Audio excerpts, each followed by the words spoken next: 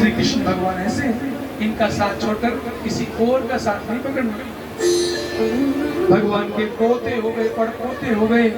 भगवान के पोतों में एक का नाम है अनिरुद्ध। क्या नाम है? अभी तक आप लोगों ने ऐसी कहानियां बहुत सुनी होंगी कि लड़का लड़की को पसंद करके ले गए, लेकिन यहाँ एक विचित्र कथा है, बहुत पूर्व जन्म की कथा है। क्योंकि मैंने सुना है, महापुरुषों से सुना है, जिस लड़की की शादी लड़के से होती है तो उसका पिछले जन्म का कुछ ना कुछ उस लड़के से प्रेम, बोलो बोलो, और जिस लड़के को जो लड़की मिलती है किसी ना किसी जन्म में उसका साथ उसका रहा होगा, उसने प्रार्थना की होगी हम इस जन्म में भी मिले। तो आज जो कपल है, पति पत्नी है, आप लोगों का माता बहनों पिछला संबंध है, तो अपने उस प्रेम को बनाए रखो। क्योंकि घर गृहस्थी में ये दो ऐसे पहिए हैं, अगर एक भी पहिया निकल जाए तो घर गृहस्थी निकल जाता है।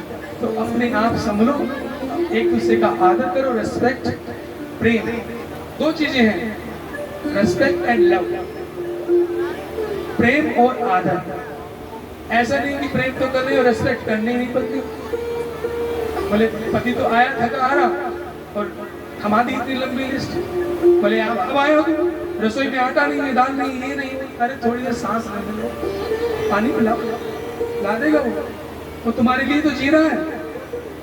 तो कोई भी पत्नी चकला बेलन झाड़ू मत उठाना, पति को थोड़ा रिलैक्स देना, अगर अपनी गृहस्थी अच्छी बनाना। देखो भाई, बच्चे तो हो जाएंगे किनारे, लड़की तो चली जाएगी जमाई के पास और बेटा किसके पास रहेगा? देखो ये लड़कियां भी बहू बनेंगी ना, तो पहले से बोल रही, बोलो जय श्री कृष्ण। जय श्री तो ये कृष्ण। सच्चाई को कोई हटा नहीं सकता, फिर आप पति पत्नी रह जाओगे। तो आपस में क्यों लड़ते हो भाई? हैं? ये बच्चे तो चले जाएंगे टाटा बाय बाय करके, और ऐसे बच्चे बहुत से माँ बाप अपना कालजा निकाल के दे देते हैं। अपनी थाली में रोटी में घी हो ना हो और बच्चे को विदेश में पढ़ाते हैं, उसे घी भेजते हैं। ऐसे माँ बाप हमने देखे। लेकिन वे माँ बाप जब उस बच्चे से मिलने हॉस्टल में जाते हैं ना, तो वो बच्चा क्या कहता है? अपने दोस्तों में बैठा हुआ है, सिगरेट फूंक रहा है, और वे सिर पे लेके घी लड्डू, माँ पार करिए कि तुम जाओ। वो बच्चों में बैठा हुआ है। अब तो देखो कपड़े पुराने, तो पिता जाता है तो बेटा क्या कहते हैं, वो दोस्त बोलते हैं कौन है? बोले हमारे गांव का नौकर है।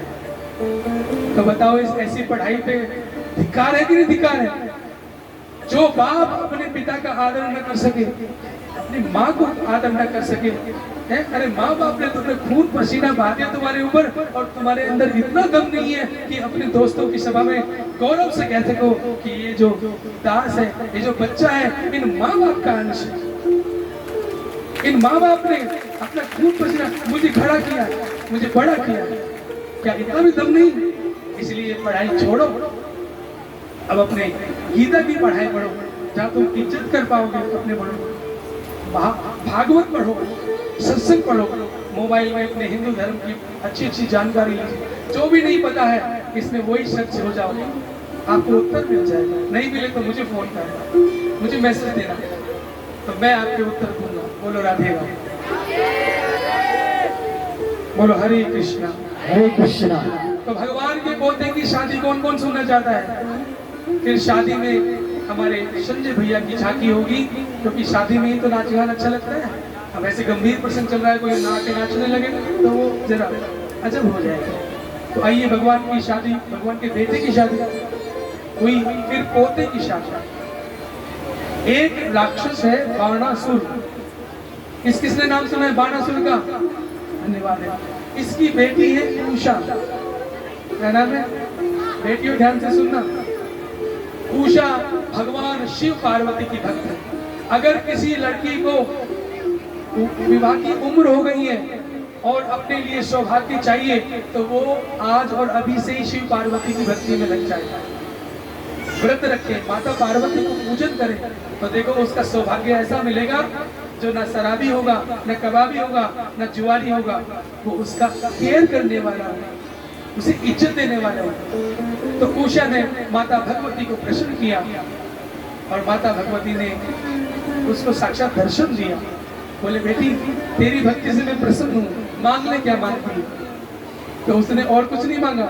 बोले मेरे पिताजी और माताजी आए दिन मुझे ब्याह ब्याह ब्याह की करते रहते हैं, तो माँ मुझे मेरा होने वाला पति दिखा सकती हो। तो माँ भगवती शेर सवारी दुर्गा मैया ने कहा आज ही तेरे सपने में तेरा होने वाला पति बोलो बोलो तुझे दिखाई दे। भगवान को प्रार्थना करके भोजन आदि करके सो गई और ठीक 4 बजे का सपना सच होता है। ठीक 4 बजे जब गहरी नींद आती है, वही भजन का समय है, तो वहां उसके सपने में भगवान के पोते अनिरुद्ध जी दिखाई दे। भगवान के क्या थे? पोते। और वहीं पे इनका मिलन हो रहा है, जैसे अशोक वाटिका में सीताराम जी को ना आपस में बात करते हैं, हाथ में हाथ लिया, एक दूसरे को बताया कि मैं आपके चरणों की दासी बनूंगी, कि ठीक है मैं स्वीकार है। सपने भी शादी हो गई। शादी हो गई तो आपस में वाटिका में घूम रहे थे सपने में, लेकिन इधर सूर्य उदय हो गया तो इनकी सहेली ने आकर के जागो सही राजकुमारी जी जागो। इतना गुस्सा हुई महाराज, इतना गुस्सा हुई, उस पर तकिया फेंक के मारा। बोले अरे तूने क्या कर दिया, मेरा सपना तोड़ दिया। अरे सपना कल देख लेना, चलो पिताजी आ रहे हैं। बोले नहीं नहीं मेरा सपना तो पूछ ले। अरे मेरे होने वाले दूल्हे का सपना माँ भगवती ने मुझे दिखाया है। और उदास होकर रोने लगे। तो इनकी सहेली थी चित्रलेखा, क्या नाम था? वो चित्र बनाती थी। बोले क्यों रो रही, मेरे से गलती हो गई। अच्छा तू उस दूल्हे का खूलिया बता, मैं वो चित्र बनाऊं। तो उन्होंने बताया, वो चित्र बन गया। बोले हाँ बिल्कुल यही। क्या ये धरती पे है कि मेरा सपना झूठा है? बोले नहीं, ये तो बहुत बड़े चक्रवर्ती सम्राट राजा धीराज अनंत विभूषित श्री द्वारकाधीश के पोते हैं। बोले बहन तेरा बहुत बड़ा एहसान होगा, तो मुझे मेरे राजकुमार से मिला दे।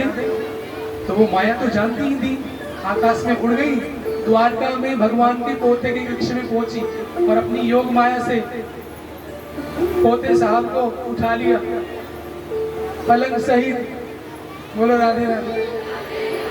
अब भैया जो उठने वाले थे ना, अब जब वो उड़ के चले तो ठंडी ठंडी हवा लगी और सो गए। ये नहीं पता हम कहाँ जा रहे हैं उड़े हुए, भागवत में लिखा हुआ।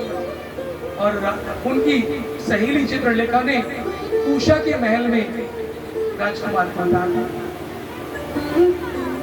वो देख रही है भगवान के पोते, भगवान जैसे लग रहे हैं, श्याम सुंदर घुंघराले बाल है, भगवान का अंश है ना। तो जब बहुत देर में उनकी निद्रा टूटी तो अपने चारों ओर सखी सहेलियां देखी, अपनी माता नहीं दिखाई दी, पिता नहीं दिखाई दिए। बोले भैया ये हम कहाँ आ गए? बोले स्वामी ये बात है, मैंने माँ भगवती की उपासना की थी, माता से वरदान मांगा था कि मेरे होने वाले पति से मिलवा दो। तो वे विश्वास करके समझ गए और वहां उन्होंने एक दूसरे के गले में वरमाला लगाया। बोलो वृंदावन बिहारी लाल की जय हो। उधर जब वे हंसी कर रहे थे तो एक द्वारपाल ने जाके महाराज बाणासुर को बता दिया कि आपकी बच्ची के कमरे से किसी पुरुष की आवाज आ रही है। तलवार लेकर के पहुंचे, कौन दुष्ट है, मैंने इतना पहरा लगा रखा है, क्योंकि बड़ी सुंदर थी, सुशील थी। हर पिता का सपना होता है अपनी बेटी का कन्यादान धूमधाम से करेंगे, कोई योग्य हो। दरवाजा तोड़ ही तो दिया और जब अनिरुद्ध को देखा, पकड़ लो शनि को, बांध दो इसको और मैं अभी इसको गर्दन काटूंगा। तो जैसे तलवार आगे बढ़े, आगे कौन अड़ गई? आगे कौन अड़ गई? क्या नाम था राजकुमारी का? उषा। बोले पिताजी पहले गर्दन मेरी उड़ा दो। बोले बेटी ये क्या पागलपन है? बोले पागलपन नहीं, सच्चाई है, ये आपके दामाद है। बोले वाह, ना देखा ना भाला दामाद बन गए पहले से। तो तब उषा ने सारी बात बताई, लेकिन वो माने नहीं और उन्होंने बंधन में डाला। तब नारद जी ने जाके सूचना दी, क्योंकि भगवान सबके साथ भोजन करते थे। इस कथा से ये सीखना, शिक्षा लेना कि आप परिवार में एक बार जब भोजन करो तो एक बार सारे इकट्ठे हो जाओ।